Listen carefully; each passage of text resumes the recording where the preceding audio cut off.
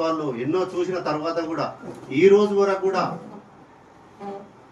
కేంద్ర ప్రభుత్వం కూడా దీనిపైన దృష్టి పెట్టి రాష్ట్ర ప్రభుత్వం తీసుకున్నటువంటి నిర్ణయాలను వెనక్కి తీసుకోవాలని మేము ఈ సభాముఖంగా తెలియజేస్తున్నాం.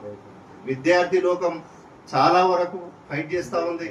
ఇక్కడ జీవ వనరులు ఉన్నాయి, జంతు జాతులున్నాయి, సరీసృపాలున్నాయి, సరస్సులున్నాయి.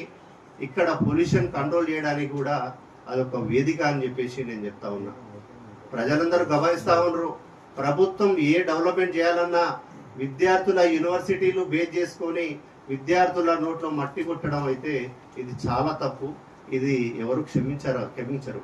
కాబట్టి దయచేసి మీరు ఈ తీసుకున్న నిర్ణయాన్ని కోర్టు ద్వారా మీరు ఎలాగైతే సాధించారో అదే విధంగా మీరు వెనక్కి తీసుకుంటే విద్యార్థి ప్రతి ఒక్కరు హర్షిస్తారని మేము సభాముఖంగా తెలియజేస్తున్నాం.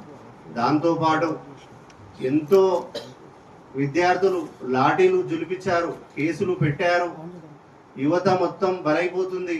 విద్యను నోచుకోకుండా మా ప్రాంతంలో ఉన్నటువంటి వనరులను దోచుకుంటూ ఎన్నో విధంగా నష్టపోతున్నారు అనే ఉద్దేశంతో 6 పాయింట్ ఫార్ములాలో పెట్టిన తర్వాత మీరు ఈరోజు మాకు మళ్ళీ మా వనరులు మమ్మల్ని దోచుకోకుండా మీరు ఇక్కడ కాకుండా ప్రత్యామ్నాయంగా హైదరాబాదు పరిసర ప్రాంతాల్లో ఎన్నో ఉన్నాయి, అక్కడ దృష్టి పెట్టి ఇక్కడ ఉన్నటువంటి మా భూములు మాకు ఇస్తే మా విద్యార్థులను కానీ మా భావి భారత పౌరులు కానీ విద్యని దూరం కాకుండా బాగుపడతారనే ఉద్దేశంతో చెప్తా ఉన్నాం.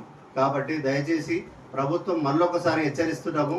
లాఠీలకు పోలీసులకు మీ దగ్గర ఉన్నటువంటి బంధు బలగంతో మమ్మల్ని బెదిరించాలని చూస్తే కాలగర్భంలో ఎంతో మంది కలిసిపోయారు. తెలంగాణ మూమెంట్లో ఎన్నో సందర్భాలు ఉన్నాయి. నిరుద్యోగుల కోసం ఎన్నో మూమెంట్లు జరిగినాయి. రైతాంగ సాయుధ పోరాటం జరిగింది. ప్రజాకారుల ఉద్యమంలో కూడా జరిగింది.